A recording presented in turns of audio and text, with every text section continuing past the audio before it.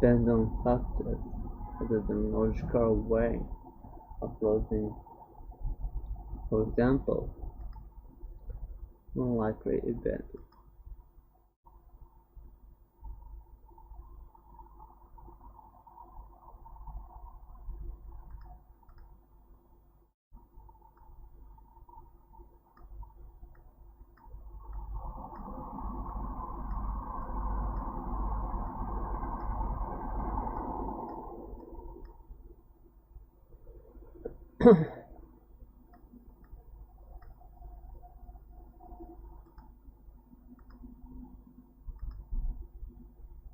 Emotional, but in the first person, the emotional response much stronger through the activity and associated with the policy in the conflict. Why the difference? One explanation is pushing some person, activating emotional attraction to killing another person, but we feel conflicted because we know it's still logical choice. True reality has been criticized some philosophers and psychologists. Their anything premise is so unrealistic. Participants don't take it seriously. But new technology is making this kind of more important than ever. For example, driver this car may have to handle choices like causing small accident to prevent a large one. Meanwhile, government researching autonomous military that could wind up making decisions of whether civilian casualty target. Ethical. We have to decide in advance how to value human life and judge the greater good. So researchers who design the autonomous system are collaborating philosophers to address the complex problem of programming ethics into machines, which goes to show even hypothetical dilemmas can wind up on a collision course with the real world.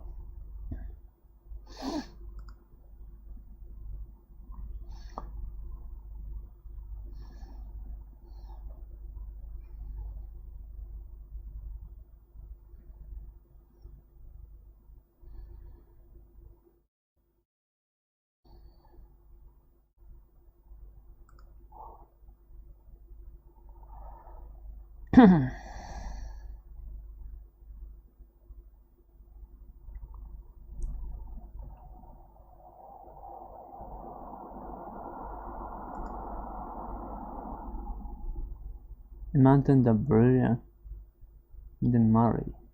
Mary lives in black and white room. She only black and her screen only displays black and white, but in a she's never seen. Mary is an expert in color vision. I've discovered physics and biology. She knows how different wavelength light simulates stereotypes concepts in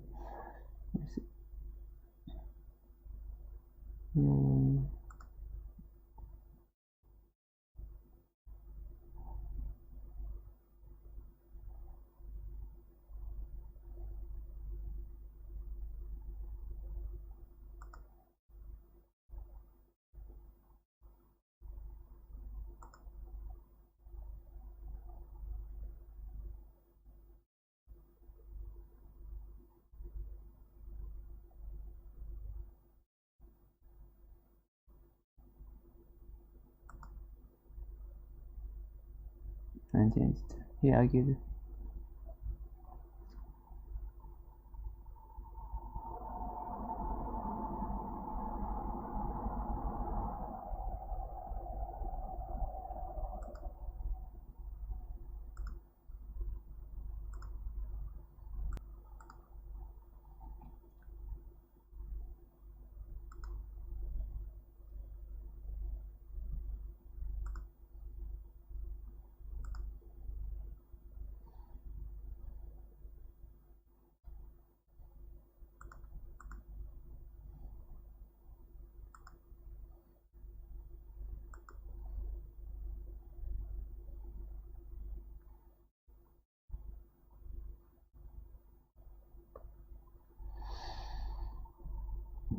Imagine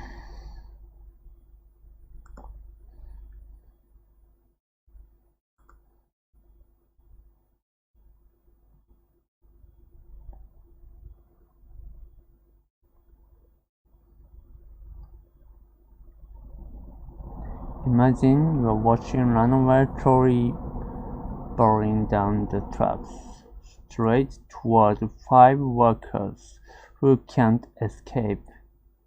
You happen to stand in a switch, divert trolley and to second track. That track work on too. What do you do? Do you sacrifice one person to save 5? This is a trolley problem. A version is called drama, the philosopher devised in 1967.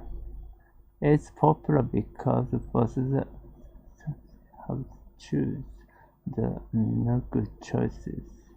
Do they pick the outcome? Artistic moral code prohibits causing someone death. In one survey, about 90% of respondents said it's okay to flip the switch, letting one worker die to save 5. In other studies, including a virtual reality simulation, the drama have found similar results. These judgments are consistent with philosophical utilitarianism, which argues more correct decision is one maximizing the well-being greatest number of people. The 5 lives are well won. It's been achieved that uncontent requiring condemning someone to death. But people don't always take the utility, which really change a bit. This time, you standing on a bridge over the track as the runaway approaches. Not second track, but very large man on the bridge next to you. Push him over. His body will stop trolley, saving the 5 workers, but he'll die. To utilitarians, the decision is the same. Lose 1 life to save 5. But in this case, only about 10% of people say that it's okay to throw the man onto the track. Our instinct tells us deliberately causing someone's death is different than running to die. Collateral damage. It just feels wrong for reason to explain. This intersection between ethics and psychology is what the trolley problem. The drama in its variation reveals what we think right or wrong depends on factors other than logical awareness of losing. For example, moral to say it's okay to push over the bridge.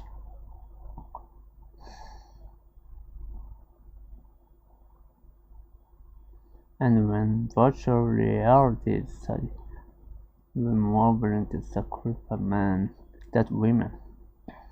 Researchers have self-studied preventing people swinging through the classic and bridge version. Both signally activate areas involved in conscious decision-making and emotional. But in the bridge version, the emotional response is much stronger. It's in the area in the brain associated with processing internal conflict, while the difference on explanation is pushing someone to the other feels more personal, activating emotional pressure to killing another person. But we feel conflicting because we know their logical choice. Truly alleges some philosophers and psychologists They argue that it doesn't mean anything because its promise so unrealistic that study participants take it seriously. But new technology is making this kind of ethical analysis more important than ever. For example, driverless car may have to handle choices like a small accident to prevent a large one. Meanwhile, the government are researching autonomous units that could wind up making decisions of the casualties that are high-value target. If we want this action to be ethical, we have to decide in advance how to value human life and judge autonomy loss to address the complex problem of programming ethics into machine.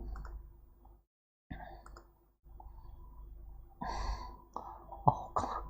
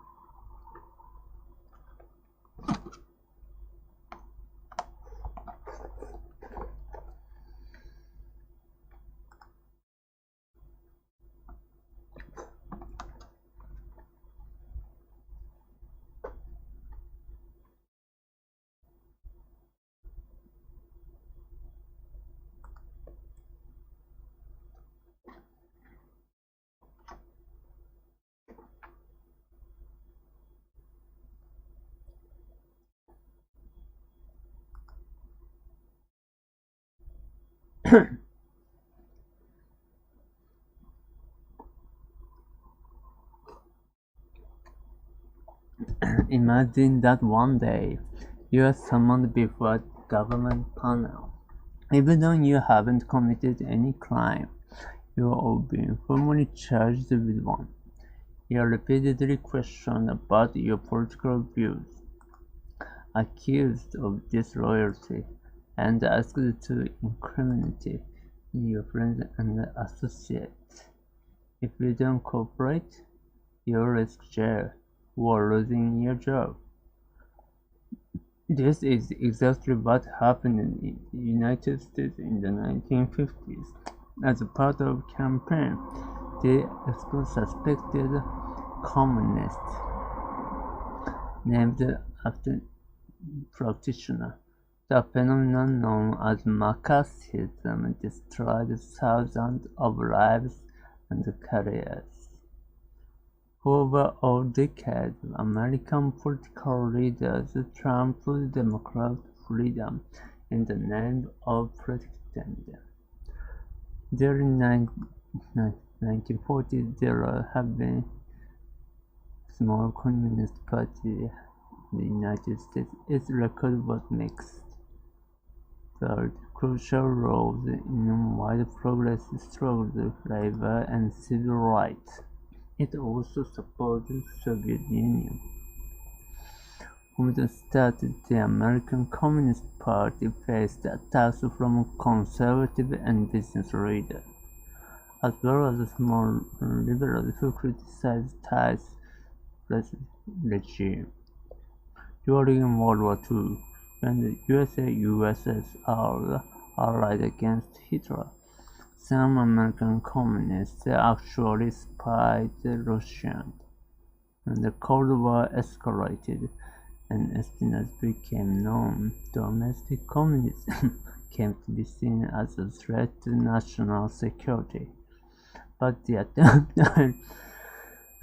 the longest-lasting and most widespread episode of political repression in American history. Called on bureaucrats, politicians, journalists, and businessmen. The campaign was brutally exaggerated the danger of communist subversion. The people behind him harassed anyone suspected holding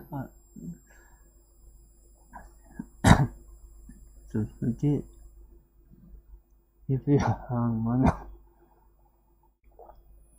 the most racist petitioned nuclear weapon, you might just have been communist. Setting Mr. Hoover used the resources his agency to hunt down such supposed communists and eliminate them from any position of influence within American society. And the narrow criteria that Hoover allies used to dismiss federal employees spread the rest of the country. Soon, Hollywood studios, universities, car manufacturers, and thousands of other private employers were imposing same political tests and who worked for them. Meanwhile, Congress conducted its own witch hunt, subpoena and to testify investigative bodies like the Un-American Activities Committee. If they refused to cooperate, it could be for contempt or, more commonly, fired and blacklisted. Ambitious politicians like Richard Nixon and Joseph McCarthy used such hearings as a partisan weapon, accusing Democrats soft on communism and deliberately losing China to the communist bloc. McCarthy, a Republican senator from Wisconsin, became notorious affronting ever-changing lists alleged communism within the State Department. Egged on by other politicians, he continued to make outrageous accusations while disturbing, fabricating evidence. Many students reviled McCarthy, while others praised him.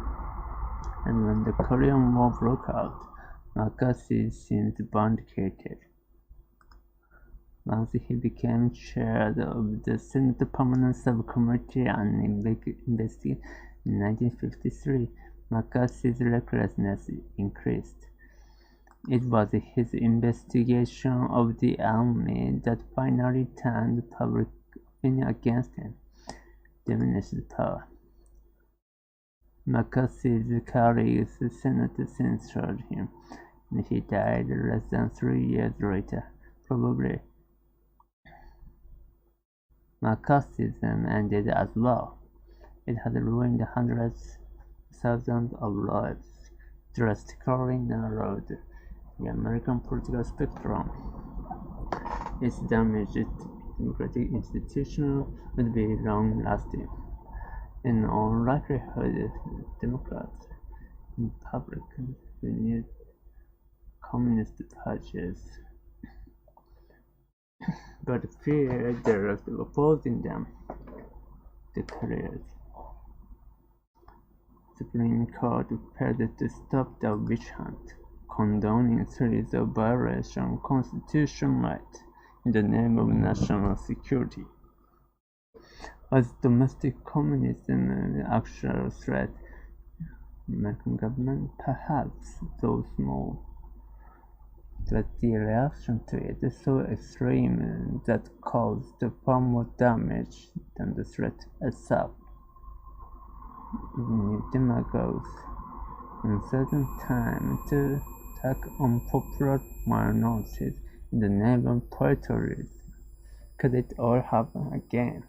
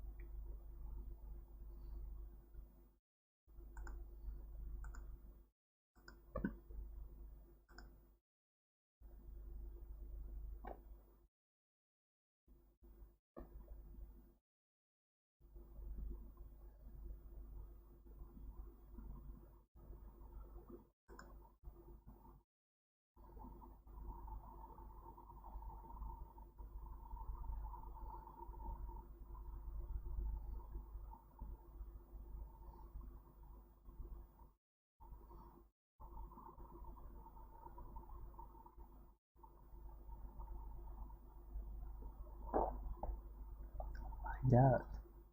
They put this disgraced purpose and legacy on trial in history. Richard Nixon. Ora. Now he's a defendant today, some kind of clock. No, Your Honor.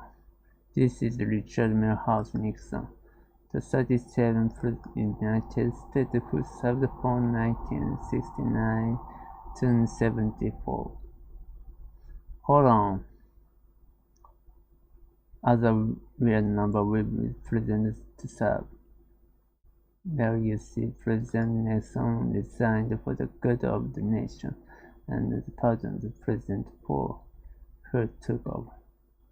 He resigned because impeached, a crime exposed. What was it?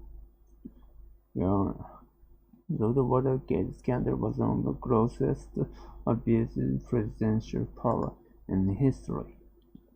Nixon's men broke into the Democratic National Committee headquarters to wiretap us, dig up the opponent for the re-election campaign.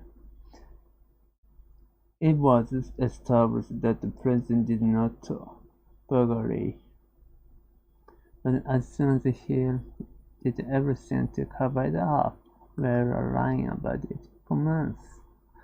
A year. It was for the good of the country. Who did so much during his time in office can could so much more with a scandal jeopardizing his accomplishment. Accomplishment? Yes, Your Honor.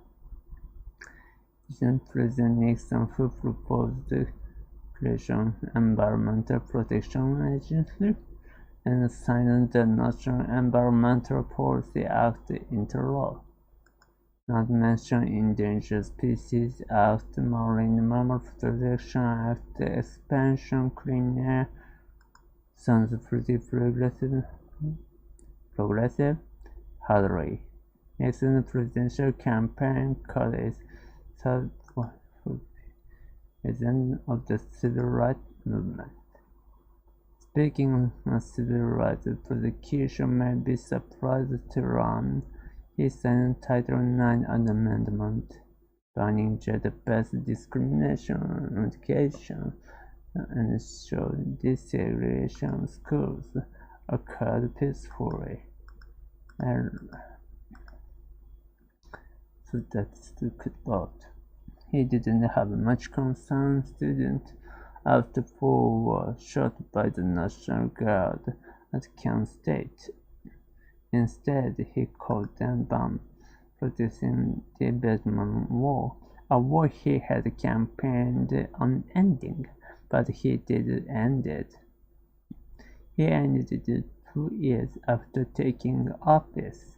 Meanwhile, his campaign had sabotaged the previous president's peace talks, urging the South government to hold out better term, which I might add. So he proved for years, in which 20,000 more U.S. troops and over 1 million Vietnamese died for nothing. A presidential campaign negotiation, isn't that the reason? It is, Your Honor, the version of the local 1789. I think forget the next money foreign policy achievement.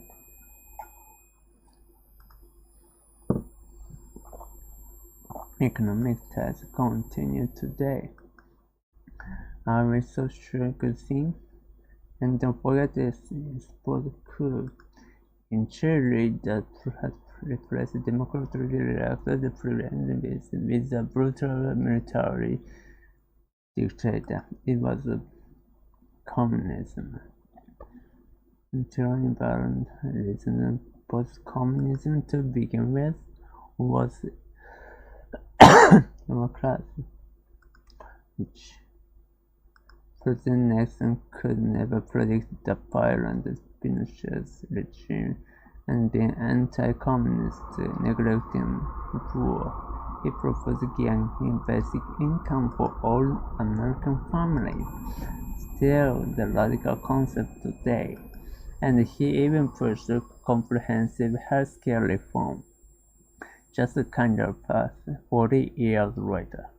I was still Pittsburgh business with New Crop and not. Your Honor, President Nixon may have violated a law or two, but what was the real harm compared to all he accomplished about office? The harm was to democracy itself.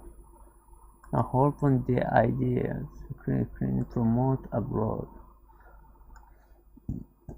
people, and when they hold them the law for whatever reason, those ideas are undermined, and they feel accountable to the law of the job. Many politicians have compromised some principles to achieve results, but law-breaking and cover-ups threaten the very fabric the nation is built on. Those who do so may find their entire legacy tainted, and history is put on trial.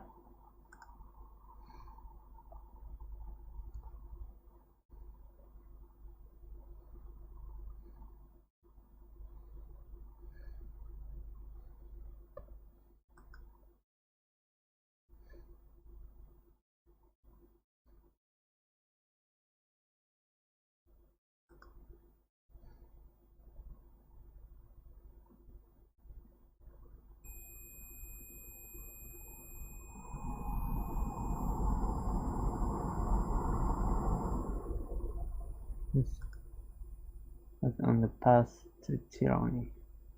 If it's a one man gaining too much power, would you try to stop even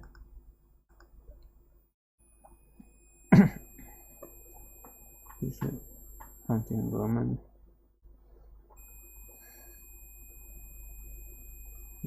BCE, the year Julius Caesar would be assassinated. Opposing unchecked power wasn't just a political matter for Brutus, it was a personal one.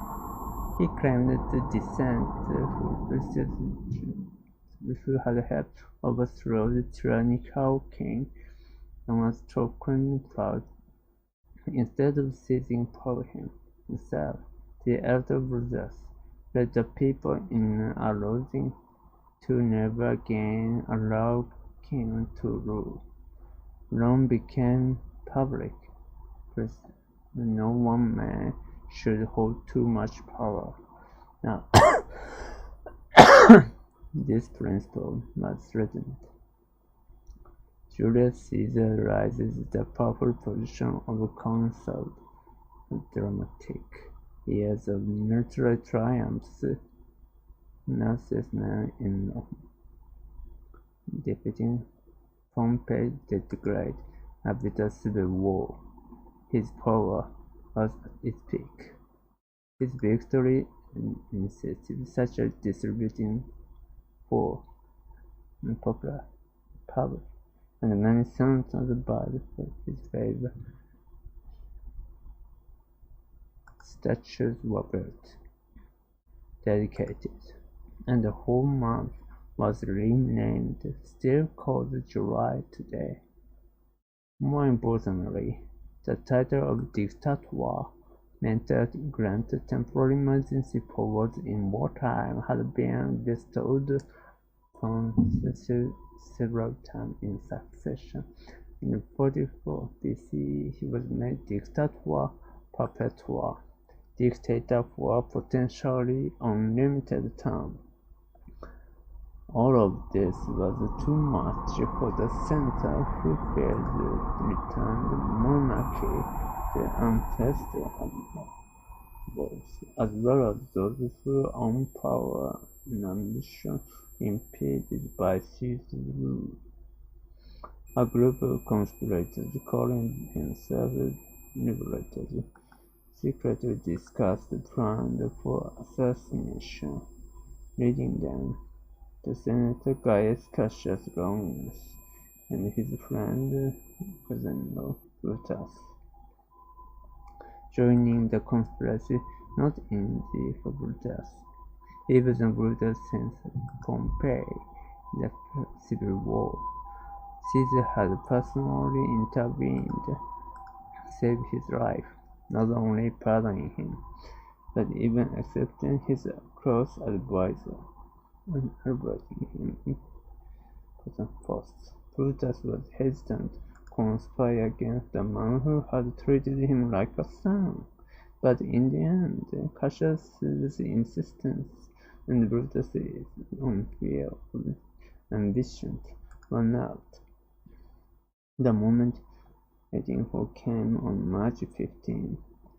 At the Senate meeting held before to depart on his next military campaign, as many as 60 conspirators surrounded him, on seizing daggers, togas, and stabbing at him on all sides. As the story goes, Caesar struggled fiercely. Despite the famous line, "To Brute," written by Shakespeare, we don't know Caesar's actual dying word.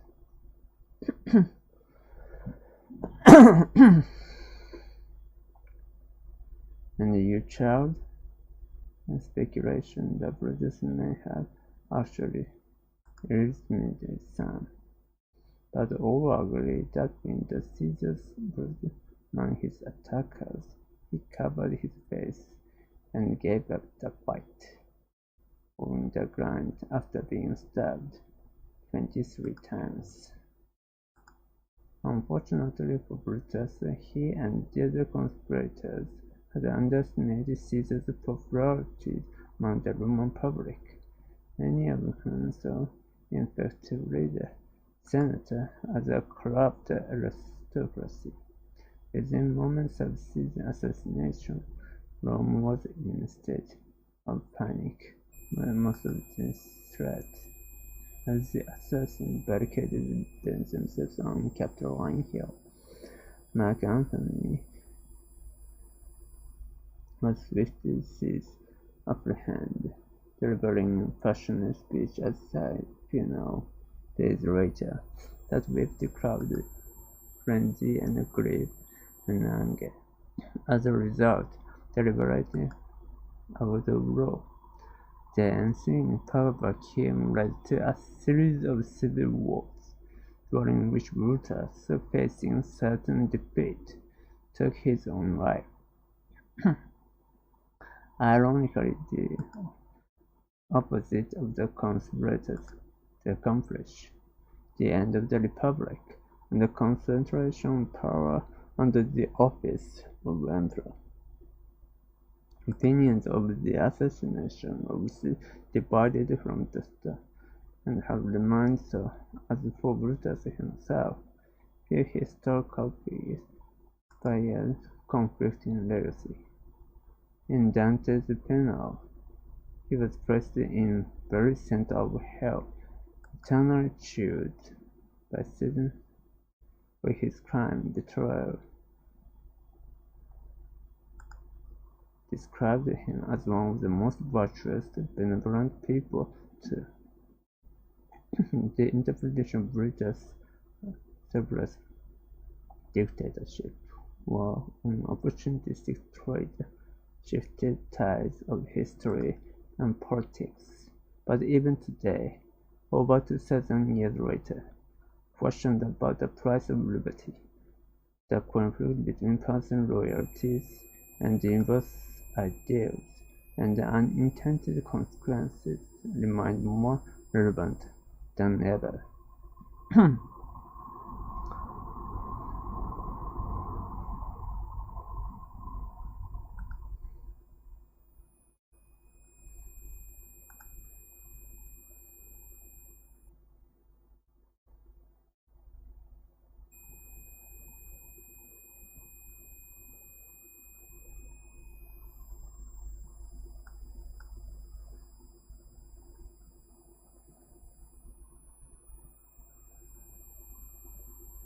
It's not hard.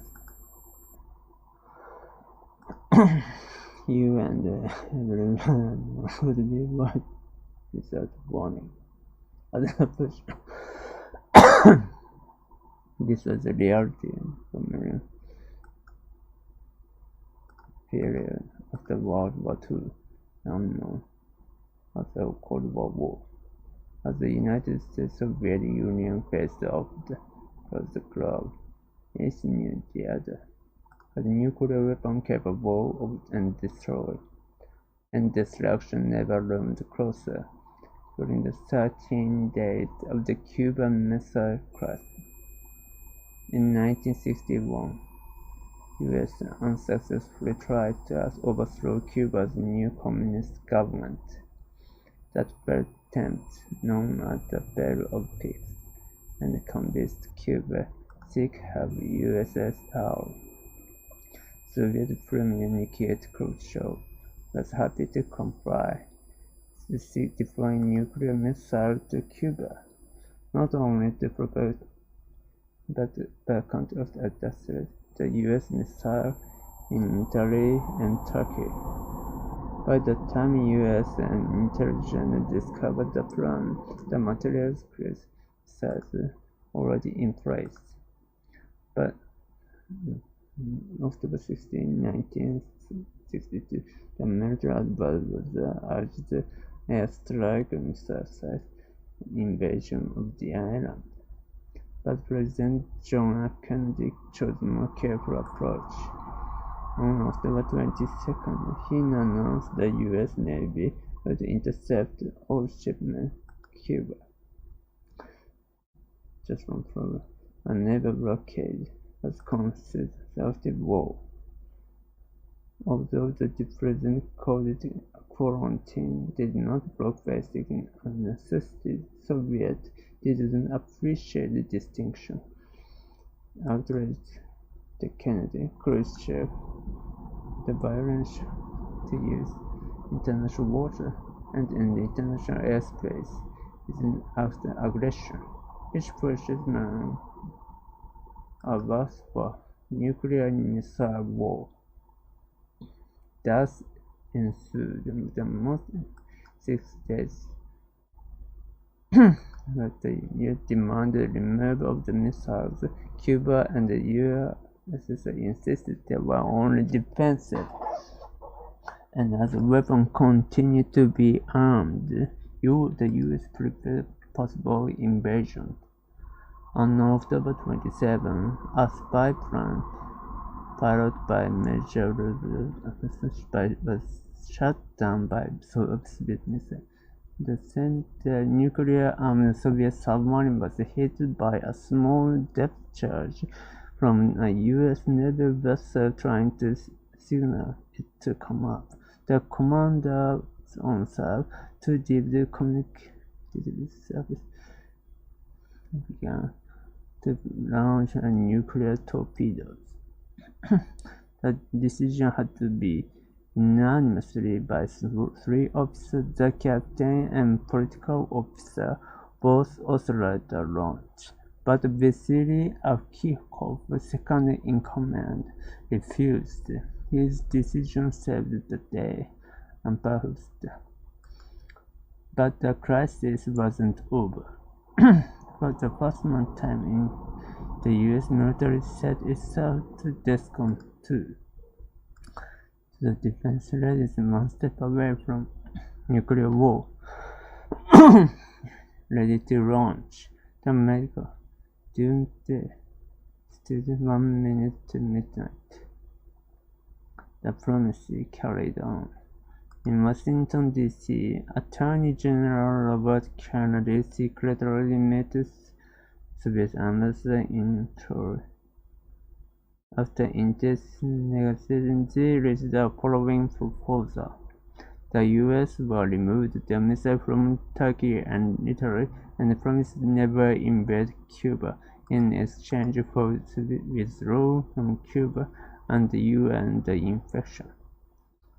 Once the meeting had concluded, the same time missed the chance. And at 9 a.m. next day, a message from Khrushchev announcing the Soviet missiles would be removed from Cuba. The crisis was now over. While criticized at the time by the government for bargaining the enemy, contemporary historical analysis shows great admiration for Khrushchev diplomatically solved crimes.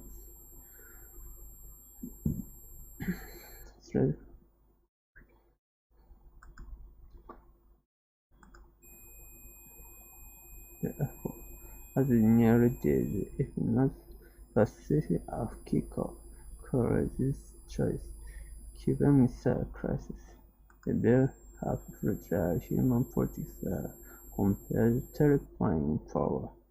They cannot.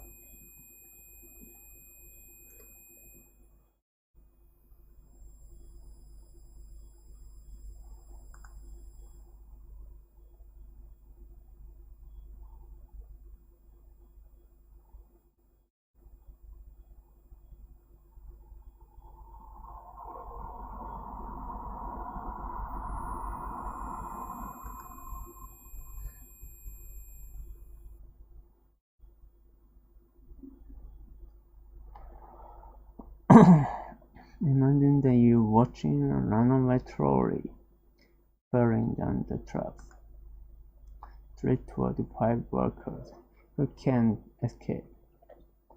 You happen to stand next to a switch, divert trolley and to second truck. Here's no problem. That truck has a worker on work too, just one. What do? Do you sacrifice one person to save 5? This is truly a problem. A version of escape drama philosopher devised in 1967. It's popular because it forces you to have to choose and no good choices. We stick to more prohibits causing someone's death. In one survey, medicine respondents said that one worker died to save 5. Another study, including a virtual reality simulation, the drama found similar results. Are consisted on philosophical principle of utilitarianism, which argues maximizing well-being for the greatest number of people, even if achieving that outcome requires condemning some to death. But don't overtake the utilitarian views. Consistoria a bit. This time, Eastern Bridge.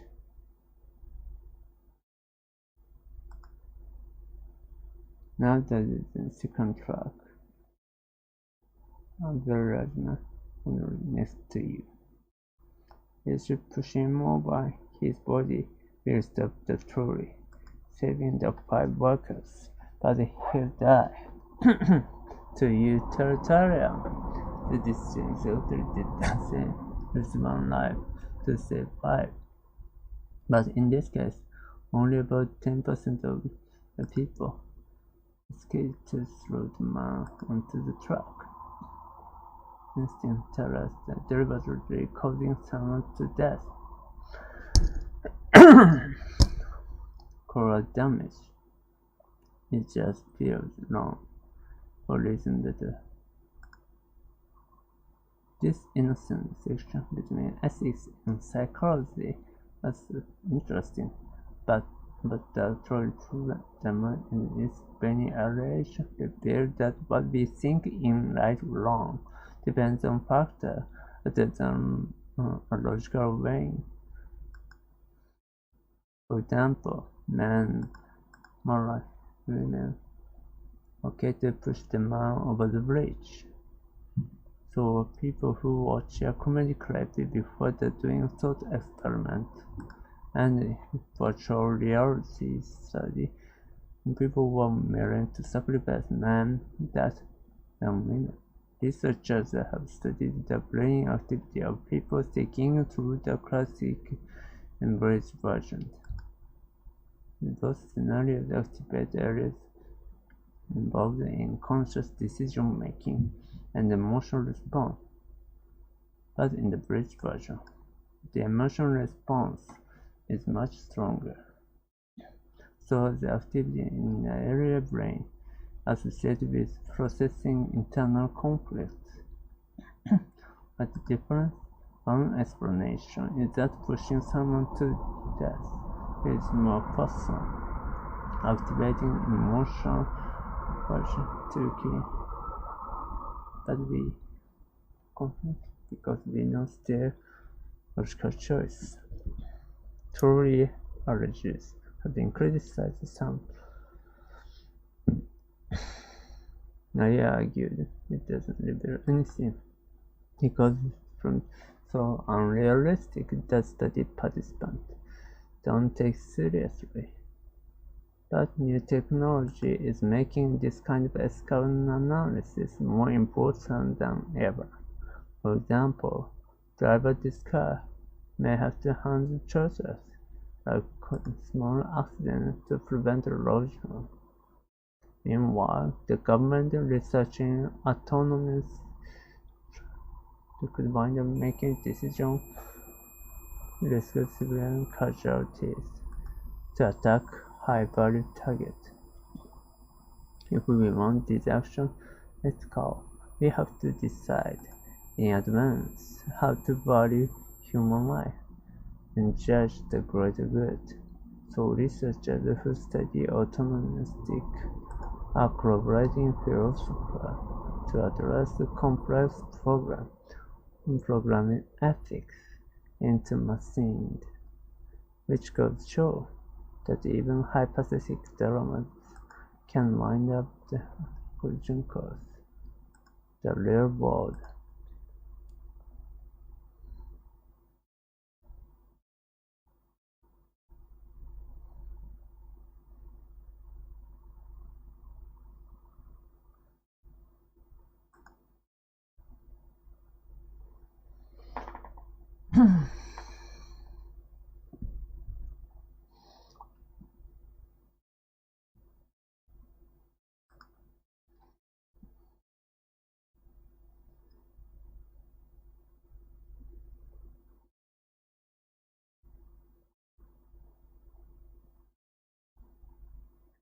Imagine that one day you are summoned before the government panel, even though you haven't committed any crime or been formally in charge with one.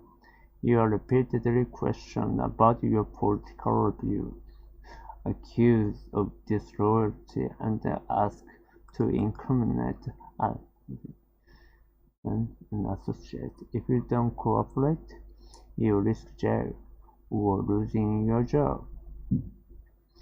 This is exactly what happened in the United States in the 1950s as a part of a campaign to expose suspected communists, named after its most notorious practitioner. Destroyed thousands of lives and careers. Over a decade, American political leaders, Trump's Democratic leader,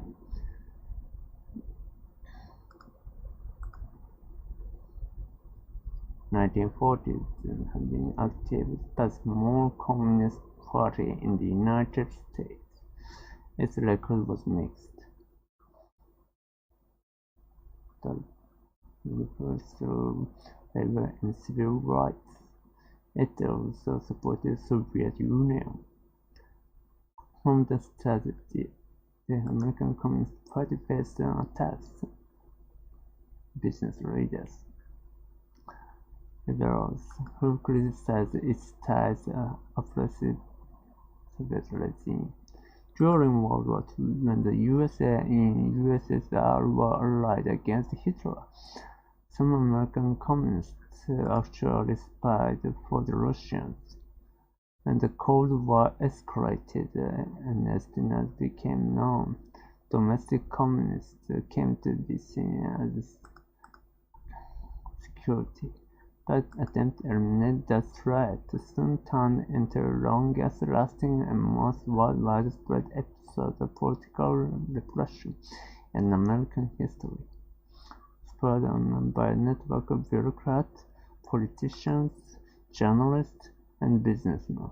The campaign largely exaggerated the danger of communist subversion. The people behind him harassed anyone suspected holding less of center view with or associated those who did. If you hang modern art on your walls, had a multiracial was signed petition against nuclear weapons, you might just have been a communist. Starting in the late 1940s, FBI Director J. Edgar Hoover used the resources his agency to hunt down such supposed communists and to eliminate from any position of influence in American society. And the narrow criteria that Hoover and his allies used to screen federal employees spread to the rest of the country. From the studio, universities, car manufacturers, and thousands of public and employers imposing the political tests, and men and women who worked for them. Meanwhile, Congress conducted its own witch hunt, subpoenaed and hundred people testifying before investigative bodies like the House Un-American Committee. If they refused to cooperate, they could be jailed for contempt, or commonly fired and blacklisted. Ambitious politicians like Richard Nixon and Joseph McCarthy used such hearings as a partisan weapon, accusing Democrats of being supporting communism and deliberately losing China to the communist bloc. McCarthy, a vibrant senator from Wisconsin, became notorious by flaunting ever-changing risks alleged communists within the state of depression. Egged on by other politicians, he continued to make outrageous accusations of disturbing and fabricating evidences. Many citizens reviled McCarthy, as others praised him. And when the Korean War broke out, McCarthy seemed vindicated. Once he became chair of the Permanent Subcommittee on Investigation in 1953, McCarthy's recklessness increased. It was his investigation of the army that finally turned public opinion against him and diminished his power. McCarthy's colleagues incessantly censored him, and he died less than 3 years later, probably from alcoholism. McCarthy's as well. It had ruined hundreds, if not thousands, drastically narrowed the gambler.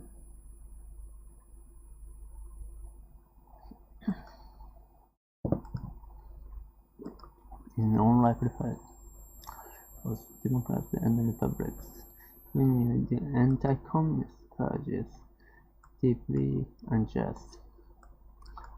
Because even the Supreme Court of the State witch hunt, condoning serious violations of constitutional rights and the name of national security. Was the domestic communism an actual threat to the American government? Perhaps the small one. But the reaction to it was so extreme that it caused far more damage than the threat itself. and demagogues appeared in an uncertain time to attack unpopular minorities in the name of patriotism. Could it all happen again?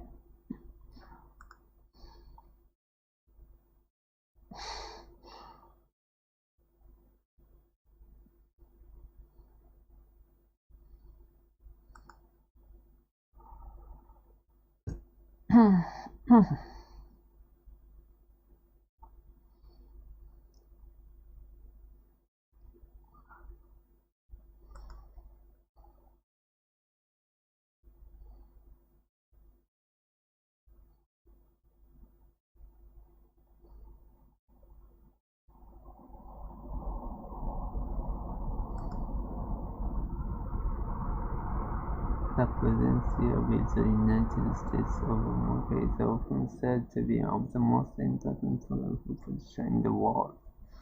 Part of the U.S. presidency accused of misusing the power. Only one has left office as a result. Does Richard Nixon deserve to be remembered for the scandals it ended presidency? Find out. As we put this disgraced President Lewis on trial in history, Richard Nixon. Order. Now who is dependent today? Some kind of clock? No, Your Honor. This is Richard Milhouse Nixon, the 37th President of the United States, who served from 1969 to 1974. Hold on. As a real number we use it for President Cesar. There you see President Nixon resigned for the good of the nation and was pardoned President Ford, who took over. He resigned because he was impeached. Rest and his crime exposed. Your Honor, the Watergate scandal was the grossest abuse of presidential power in history. Nixon man broken the Democratic National Committee headquarters to wiretap the offices and dig up dirt on opponents for the re-election campaign. It was established that the president did not order the burglary, but as soon as he learned of it, he did everything to cover it up, while lying about it for months. Oh yes, but it was for the good of the country. He did so much during the time of office and could have done so much more, with the scandal jeopardizing his accomplishment. Accomplishment? Yes, Your Honor. Did you know it was President Nixon who proposed the creation of National Environmental Policy Act into law, not mentioning endangered species and Marine Mammal Protection Act, expansion, the sounds pretty progressive. Hillary. Nixon's presidential campaign caused Southern voters who feared resentment of the civil rights movement. Prosecution may be surprised to amendment banning gender-based discrimination in education and ensure desegregation school peacefully. And he lowered voting age to 18 so that students could vote. He didn't have much concern for students after 4 were shot by the National Guard Kent State. Instead, he called them bombed for Vietnam War.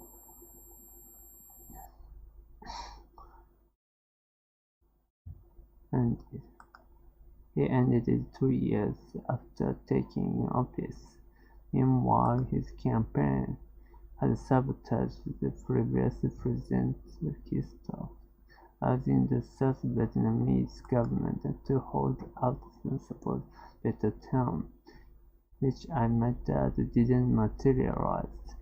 So he patrolled for years, in which 20,000 more EU troops and over a million more Vietnamese died for nothing. A presidential candidate interfering in foreign negotiations isn't that treason? It is a clear violation of the Logan Act of 1799. I think we forget President Nixon's many foreign policy achievements.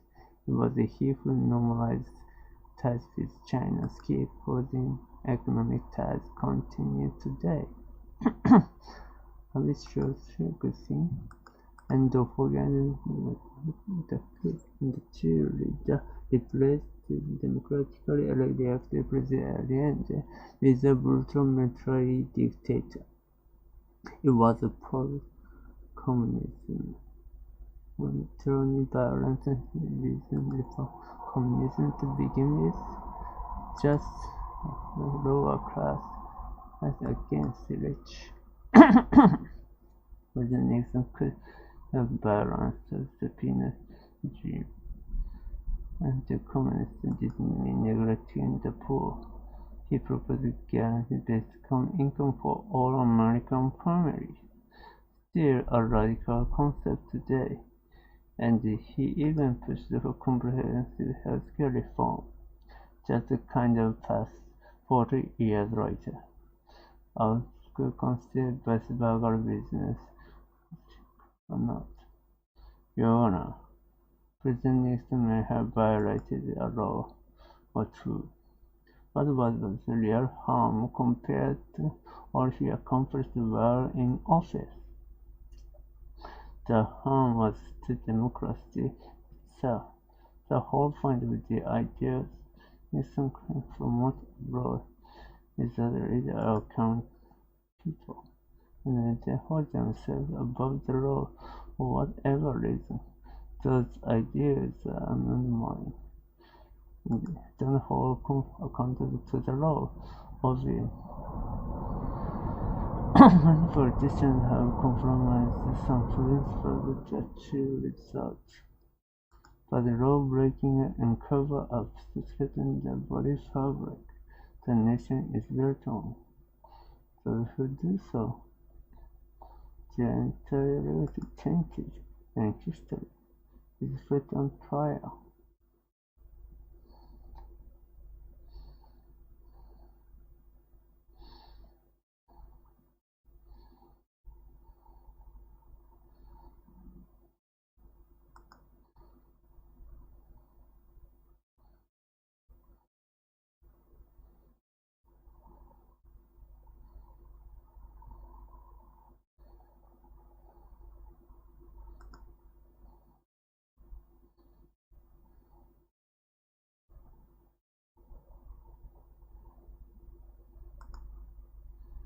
In the past lecture, if for one man gaining too much power, would you try to stop him?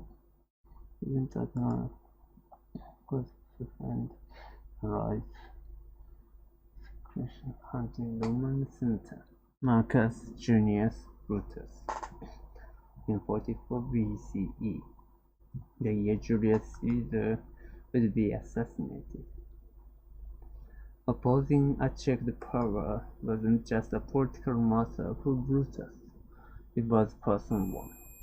He claimed descent from Lucius Junius Brutus, who had helped overthrow the tyrannical king known as Tarquin the Proud. Instead of seizing power, Brutus led the people in a rousing oath to never again allow king to rule. Rome became a republic, based on the principle that no one man should hold too much power. Now, 4.5 centuries later, this principle was threatened. Julius Caesar was the first position on council had been dramatic years of military triumphs had made him the wealthiest man in Rome, and after defeating his rival from Beijing to create a bitter civil war, his power was at peak. His victory and initiatives, such as distributing the poor, had made in republic, and many senators vied for favor by showering his own statues rebuilt, temples dedicated, and the whole month renamed, still called July today.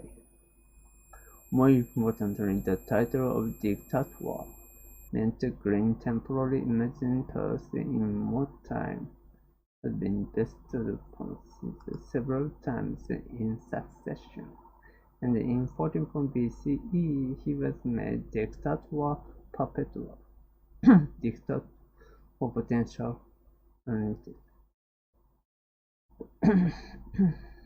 Too much since the fulfilled returned monarchy their ancestors had fought, as well as those whose own power and ambition were impeded by Caesar's rule. A group of conspirators calling themselves the Liberators began to secretly discuss plans for assassinations, leading them to center of Brutus. Joining the conspiracy was not only one, even though Brutus had sided with Pompey in the Caesar had personally intervened to save his life, not only pardoning him, but even as a close advisor and elevating him to important posts.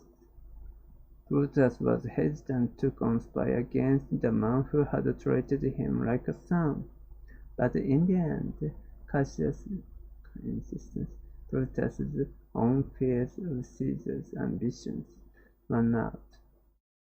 The moment that waiting for came on March 15, at the Senate meeting held shortly before Caesar was to depart on his next military campaign. As many as 60 conspirators surrounded him, unseating daggers and togas, and stabbing from all sides. As the story goes, Caesar struggled fiercely until scared Brutus. Despite the famous line, "A tu brute," we don't know Caesar's actual dying words. Some ancient claims said nothing, while others record the phrase, "And you, child?" feeling speculation that Brutus may have actually Caesar's illegitimate son. But overall, when Caesar among his attackers, he covered his face and gave up the fight, falling after being stabbed 23 times. Unfortunately for Brutus, he and conspirators underestimated popularity among the Roman public, many of whom saw as ineffective and seen as a corrupt aristocracy. In the moments of these assassinations, Rome was in a state of panic. Moses sent a threat as the assassins barricaded the capital line here. Mark Antony, Caesar's friend and co-consul, was swift in his apprehension, delivering a passionate speech at Caesar's funeral.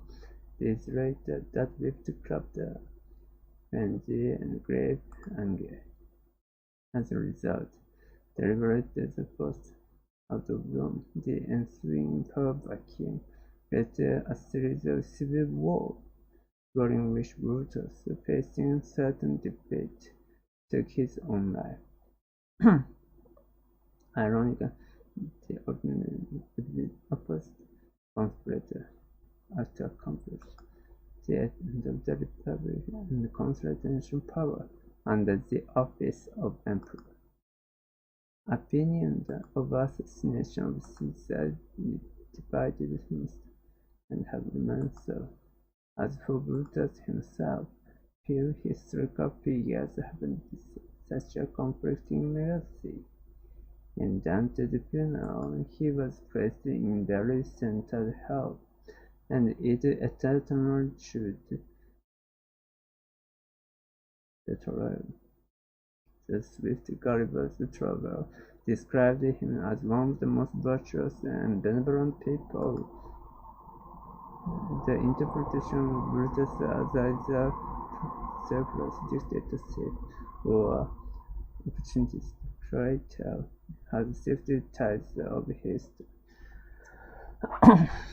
2,000 years later, questions about the price of liberty, the conflict between personal loyalty and universal ideals, and the unintended consequences remain more relevant than ever.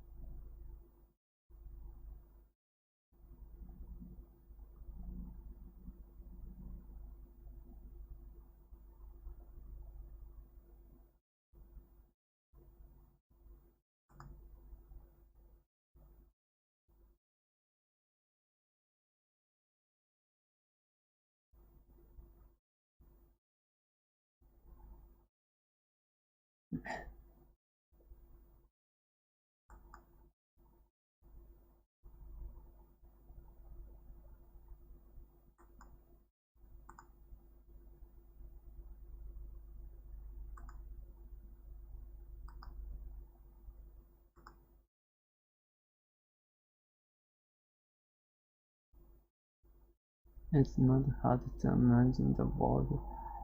Any given moment, you and everyone you know could be wiped out without the warning. At the push. This was a reality from millions of people during the 45 years period after World War II, now known as the Cold War. The United States Soviet Union faced off across its nuclear theater, a nuclear weapon capable of destroying, and destruction never loomed closer during the 13 days Cuban Missile Crisis. In 1961, the U.S. unsuccessfully tried to overthrow Cuba's new communist government. The attempt, known as the Battle of Peace, and it convinced Cuba to seek help USSR.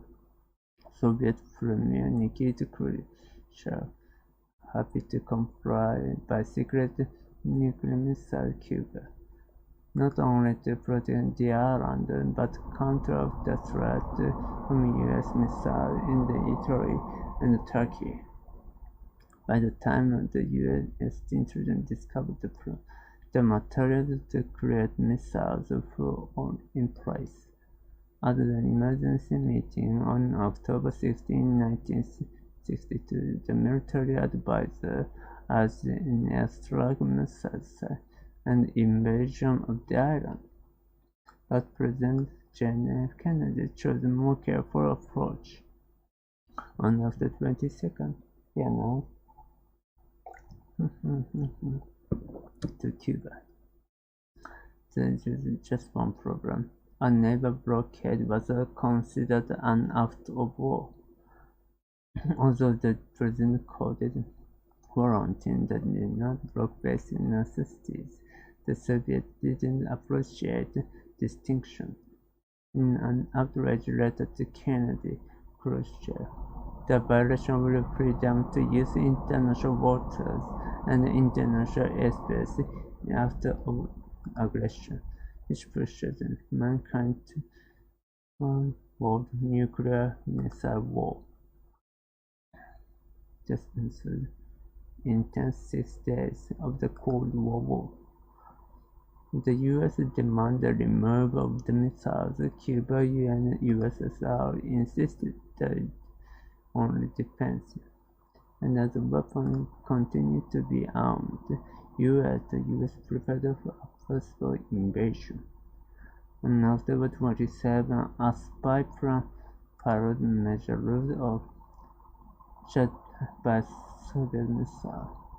The same day, a nuclear-armed Soviet submarine was hit by a small discharge from the U.S. naval vessel trying to signal to come up. The command was too deep to commune with surface for a nuclear torpedo. The decision had to be unanimously by 3 officers. The captain and political officer both authorized the launch, but Celia Akihov, second in command, refused. His decision set the day on top of the road. But the crisis wasn't over. For the first time in history, the U.S. military set itself DEFCON 2, the defense readiness, one step away from nuclear war. With hundreds of nuclear military, the doomsday stood at midnight, but diplomacy carried on. In Washington, D.C., Attorney General Robert Kennedy secretly met Soviet ambassador After intensive negotiation, they reached the following proposal. The U.S. removed missiles from Turkey and Italy and promised to never invade Cuba in exchange withdrawal from Cuba and the UN inspection. Once the meeting had concluded, the same time as a sense we shouldn't miss the chance. And at 9 a.m. next day, a message arrived from Khrushchev announcing Soviet missiles had been removed from Cuba. The crisis was now over. Those criticized that respect the government for bargaining the enemy. Contemporary historical analysis shows Kennedy and Khrushchev averted to diplomatic crisis. But the disturbing lesson, the slight communication error, split-second decision by a commander could have thwarted all their effort. As nearly dead, if not Vasily Avkikov could missile crisis revealed the just fragile human political side compared to the terrifying power they cannot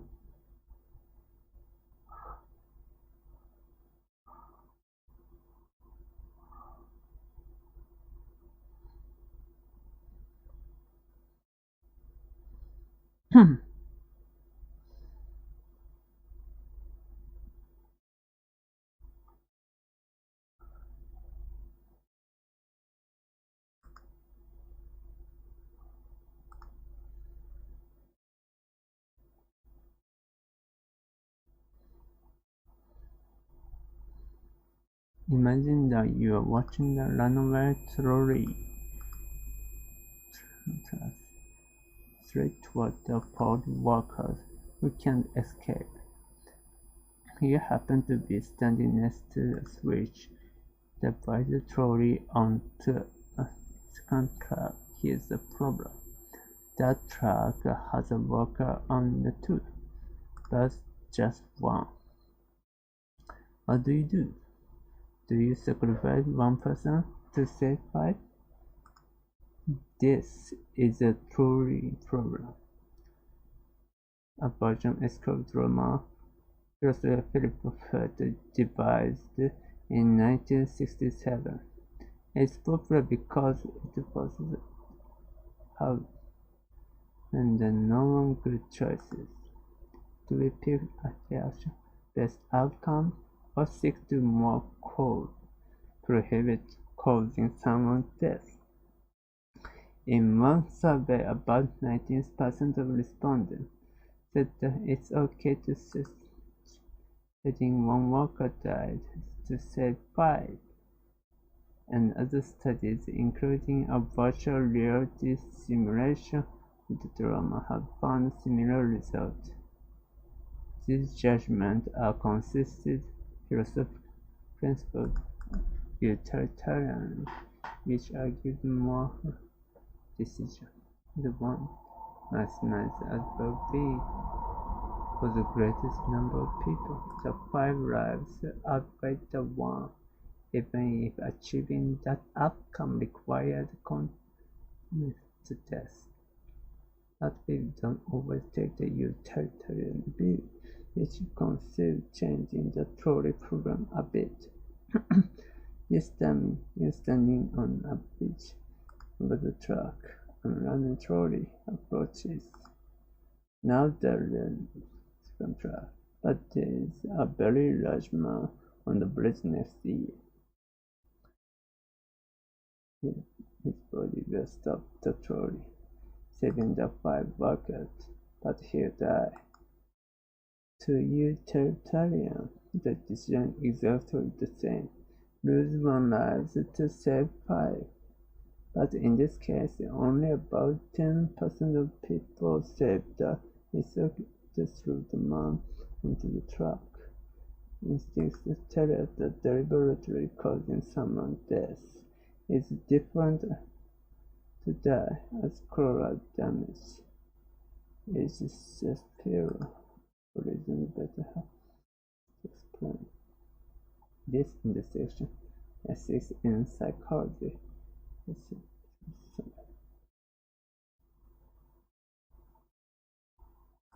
The data what we think right along depending factors a dozen logical way.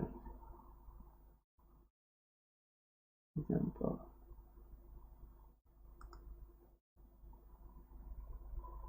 Bridge. The comedy crap. And one virtual reality study. More willing to sacrifice men and women. Many attitude of people thinking through the classic and bridge version. Both scenarios activate areas of conscious decision making and emotional response.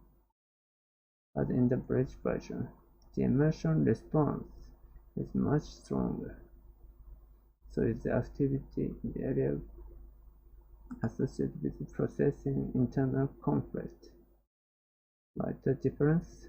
One explanation is that pushing someone to this feels more personal, activating emotional aversion to killing another person. But we feel conflicted. It's there. Has been criticized. Some philosophers, psychologists, because it promises take it seriously. And new technology is making this kind of ethical analysis more important than ever. For example, driverless car causing more accidents.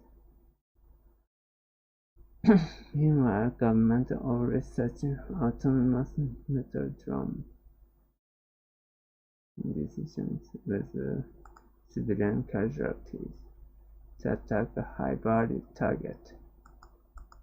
If we want this action to be ethical, we have to decide in advance how to value human life and judge a greater good. So researchers who study autonomous assistant collaborating Roosevelt complex problem of programming ethics in terms scenes. Even hypothetical development can wind up in that.